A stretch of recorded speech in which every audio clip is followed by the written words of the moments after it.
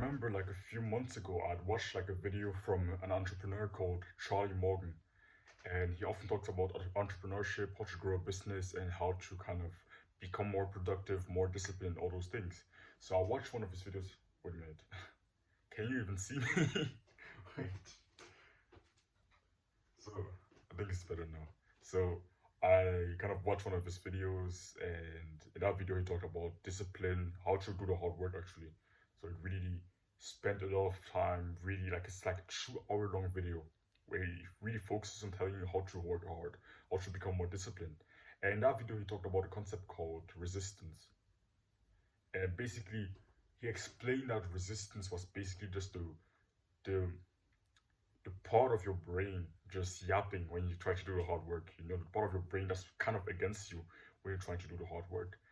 And at the time, I understood the concept, but I honestly didn't really apply it. So I kind of understood what it meant, but I never really applied it because, you know, sometimes you learn some things and you don't really, you think, yeah, it's valuable, but you don't actually think it applies to your life. But I was wrong. And recently, I've been actually unconsciously using it more and more and more often. So just with menial basic things, you know, I was always using it unconsciously, but I didn't really consciously try to kind of grasp the concept. You know, I hope you're not completely confused about what I'm saying, but recently I've been using it with small things. Like for example, when like yesterday, I saw the trash was basically almost full, the trash at home, and I had a thought, okay, I should probably take it out. And then there was an other voice in my head that went like, oh no, you shouldn't take it out. Why waste your time? It actually isn't really that full. It could be more full. You just wait until it's really completely full before you take it out. And then I was like, oh, that voice, that's resistance. And I kind of realized that. And I just then said to myself, okay, no, I'm going to take the trash actually. Just because you want to yap, just because you want to try to be a bitch, I'm going to then take it trash out to really fight against that resistance and to really get into the habit of even with small things. When I get that voice in my head, I see it as a sign. Okay, I should act. I heard the voice. I should act. So I should do what that weird voice. You know that weird voice in your brain. At some point, it becomes really easy to actually recognize it. And when you recognize it, do exactly the exact opposite of what it's telling you. And I've been doing this with just the bigger things, the harder things like the gym, cold showers, meditation, you know, the good habits, the hard things that are kind of obvious that it's kind of obvious that you need to use discipline to kind of do those things. But with smaller things, for example, when that voice came up during my day-to-day life when doing pretty normal, menial, kind of boring things, like for example, taking the trash out, for example, cleaning the floor, for example, washing or cleaning the kitchen or something like that. When it came up, I often just listened to it. I actually didn't have that same ability to recognize that voice when it came to small things. So I was really disciplined with the really big things. But when it came to the small things, I often kind of waited for motivation to a certain extent. And I really like this quote that I heard somewhere from someone. How you do the small things is how you do everything. So if you want to slack on the really small things and you want to get into the habit of listening to that voice when it comes to like small things, like doing the kind of the dishes or cleaning the floor or cooking or something like that, like small things that we all have to do, or taking out the trash.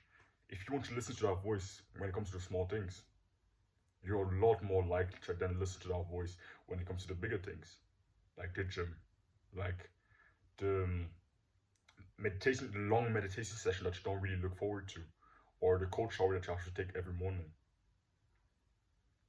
I remember like 2 years ago, no, even 3 years ago, before I actually started taking like self-improvement seriously and I actually started really improving myself and really working on myself. I remember I was watching a lot of videos about motivation, discipline, how to be more productive because I wasn't really satisfied with my life. I wasn't really satisfied with how I was, with how lazy, undisciplined, and unproductive I was.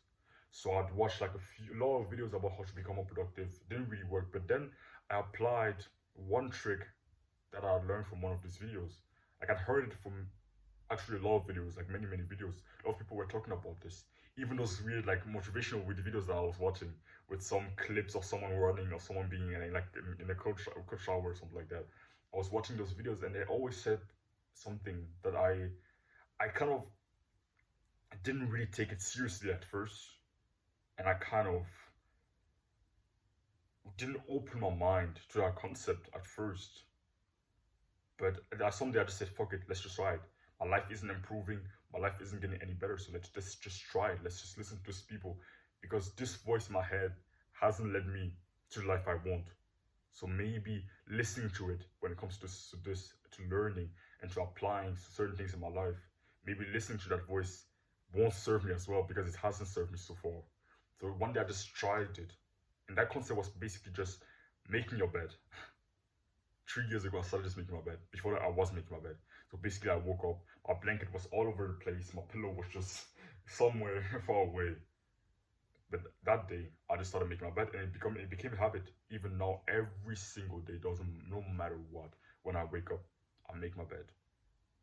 And it's a small thing, but it's really, I'm sure it's kind of that it's like a small habit that probably did really compound over time in my life without me even realizing it. Because that quote is actually true. How you do the small things is most likely how you do the big things. It's almost like how you do everything. Just starting with small things like basically just making your bed and define your brain when it comes to small things like this. Because even when it comes to making your bed, if you aren't making your bed and it's not a habit yet, and you're not really that disciplined, you're maybe also really unproductive as I used to be, and you're really lazy, undisciplined, all those things. Literally just starting to just make your bed and make it look good over time, like in the short run, trust me, it's not gonna make a big difference. In the first week, it's not gonna make a big difference. The first 2 weeks, it's not gonna make a big difference. In the first month, it's not gonna make a big difference. But over months and months and months and years, it can make a big difference. Because at the start, those first few times you're gonna try to make your bed, those first few weeks, you probably, if you're really undisciplined like I used to be, that voice is still gonna be there. That voice is still gonna yap in your head, and try to find excuses why you shouldn't make your bed, even for such a small, menial, easy task to do, like making your bed.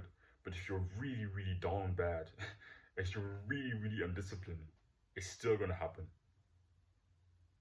It's still gonna happen. But you need to slowly get into the habit of defining that voice in your head, of being disciplined. Discipline is basically the skill of hearing that voice, of not being motivated, but doing what you need to do anyways. So get into the habit of defining that voice with smaller things. When it comes to making your bed, when it comes to doing the dishes, when it comes to cleaning the floor, when it comes to making your table look clean and look professional. Because when you start with those small things, you will slowly get into the habits of always defying that weak voice in your brain, always doing the right thing instead of just listening to that voice. But you need to start small first.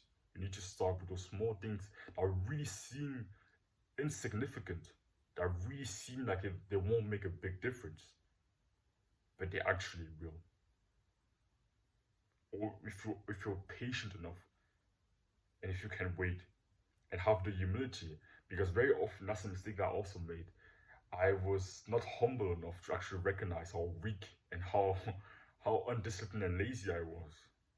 So I was in that spot where I was in kind of a rut, but I didn't actually have that humility.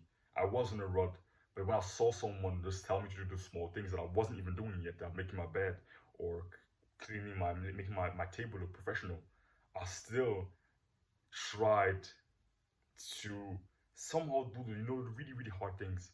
I didn't want to really go from level 1, go from this super disciplined guy to that really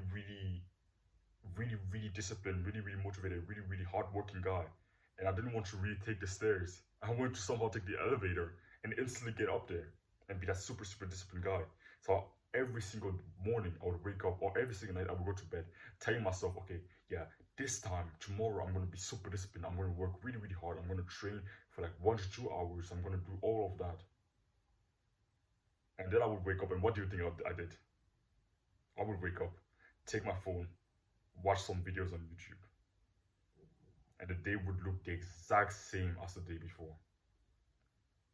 But my life started to actually change when I started doing those small things that didn't really seem useful, the small things that seem so insignificant, that I just slowly got into the habit of defying that weak voice in my brain. I just slowly got into the habit of being that more disciplined person. And actually, it just doesn't just help with kind of slowly progressing and becoming more disciplined. It also helps to change your identity. Because what do you think a disciplined person does? Do you think a disciplined person leaves his blanket just on the floor and his pillow also on the floor and does never makes his bed? No. A disciplined person, almost like 99.999% of the time, is the type of person who makes his bed. Is the type of person who has like a clean table. Is the type of person who, when he sees mess in the house, doesn't expect someone else to do it, to kind of fix it. He does it himself. He takes responsibility for the things around him. That's what a disciplined person does.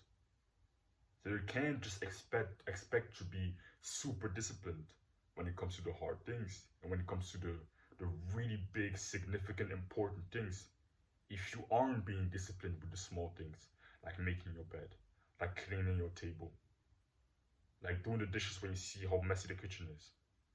It starts there. So yeah, I hope you find this video valuable. Don't worry if you don't for it. Chase it.